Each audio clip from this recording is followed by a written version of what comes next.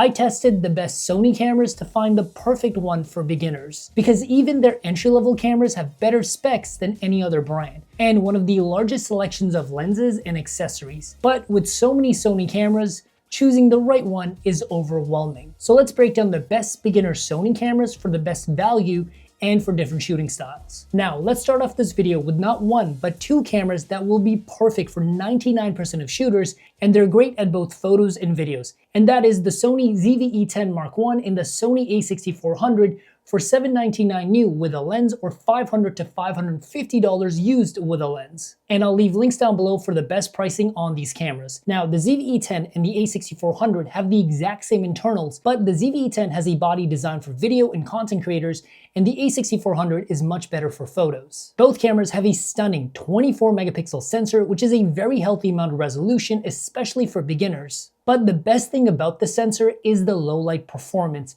You can shoot photos as high as 10,000 ISO or video at 3200 ISO. So you can shoot in pretty much any lighting environment, and it shoots photos at a blazing fast 11 frames per second, which is as fast as even the newest Sony cameras. And both cameras also have a really large frame buffer, meaning you can shoot for a pretty long time before this camera needs a break, making this camera perfect for shooting almost any kind of photos, from portraits, sports, wildlife, or whatever your heart desires.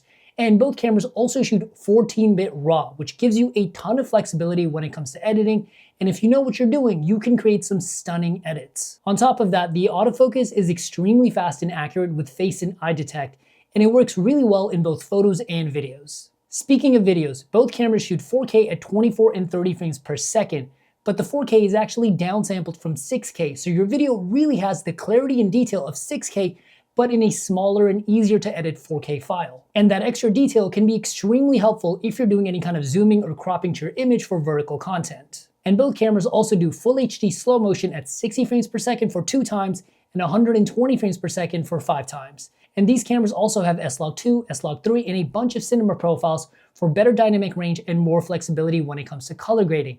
But these cameras are 8-bit video codecs, so you can't go crazy with your colors, but if you know what you're doing, there's tons of examples out there of people who have made amazing films with these cameras. Now here's where the biggest difference is. The ZV-E10 is designed for vloggers and YouTubers and content creators in general. So the button layout is super simple. It has one button to go between photo, video, and slow motion, and it has 2 separate capture buttons for photo and video, along with a built-in 3-capsule microphone for stellar audio, but for the best audio, you definitely want an external microphone. It also has a side articulating screen for self-recording and vlogs.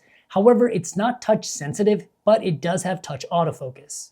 The A6400, on the other hand, is a photo style body with a more traditional mirrorless design. It does have an internal mic, but it's not as good. However, it does have a built-in flash and electronic viewfinder, which is much better for photographers. And the screen on the back is a tilt screen, which is also better for photographers. Both of these cameras are an ideal starting point for a beginner who wants to get solid photos and videos, and for the price, these cameras are an amazing deal. However, before we move on, I do want to give you guys a budget option. And this camera is absolutely fantastic when it comes to colors and image quality. And it's also relatively affordable for only $300 used. And that is the Sony A6000. The A6000 is actually 10 years old, but that's also why it's so good.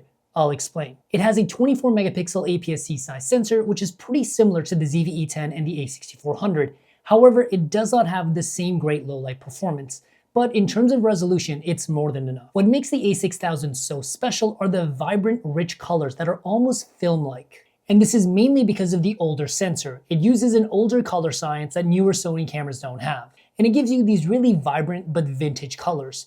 But you also have 12-bit RAW with this camera, so if you do want to edit and tweak your colors, you can. However, you won't get the same level of performance as the ZV-E10 or the A6400 that has 14-bit RAW. And you might be surprised to see, the A6000 also shoots at 11 frames per second, which is just as fast as the ZV-E10 and the A6400. So the A6000 is also good for pretty much any kind of photography. And the autofocus is also fairly reliable in most scenarios with single shooting and slow moving subjects. And the A6000 does shoot video, but it's not great, and the ZV-E10 and the A6400 are significantly better, and I wouldn't even bother. And the body and design of the A6000 is actually very similar to the A6400. It's a very small and compact camera, making it perfect for travel, and the build quality is solid. It's actually made of metal with a really nice grip. And the button layout and design is almost identical to modern Sony cameras, so it doesn't feel outdated, which means it also has an electronic viewfinder, built-in flash with a tilt screen. However, it does not flip up. But for this price point, these features are really nice to have. The one downside of the A6000 is the battery runs out pretty fast, and you should definitely pick up a spare. So if you're a beginner that wants to get most of what modern Sony cameras have to offer you in terms of specs and the shooting experience, but you want it on a budget, the A6000 is a really good camera to pick up for only $300, and the colors from this camera are also very interesting. Now, if you want to talk about the absolute best Sony camera for beginners and you want to get professional camera performance without spending thousands of dollars, we once again have not one, but two cameras that are very similar but in different bodies. And that is the Sony A7c and the A7 III. Now, these cameras can be kind of expensive. At retail, they're about $1,800 to $2,000. However, if you buy them used, they're about $1,000 to $1,200. And I actually happen to own an A7C, and as you can see, I have it loaded up with all of the bells and whistles, to the point where you probably can't see the camera, but I think this is a pretty good endorsement that this is actually a professional camera, because if it wasn't actually good, I probably wouldn't own one, and I probably wouldn't be using it like this, because this is a very reliable camera that genuinely, I will never sell this thing because it's just such a workhorse. However, you don't have to rig it up like this to get the most out of it, but it does have the specs and powers to make rigging it up worthwhile. And that's for a few reasons. Number one being that it actually has a 24 megapixel full frame sensor, which is about 1.6 times bigger than an APS-C sensor from the A6400, the ZV-E10, and the A6000, which you find in most beginner cameras. And with a bigger sensor, you're actually able to collect more light and thus get a higher fidelity image, because ultimately photos and videos is just light collected on a sensor, right? And full frame also gives you a specific look that a lot of people prefer, and some would say is more cinematic, but why exactly that is a whole other video on its own, but I personally prefer full frame. And just like most Sony cameras, the A7C and the A7 III are also really good in low light. And the autofocus performance is also very fast and reliable, even with moving subject matter, and the autofocus is always locked on.